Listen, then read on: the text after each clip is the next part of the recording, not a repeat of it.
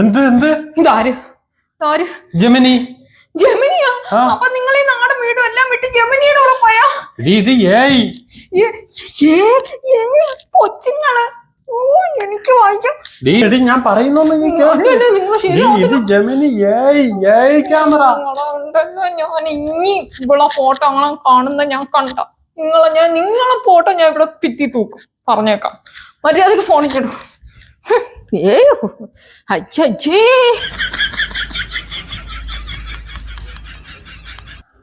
എങ്കിലും എന്റെ ജെമിനി ഇത് വല്ലാത്ത ആപ്പായി പോയി.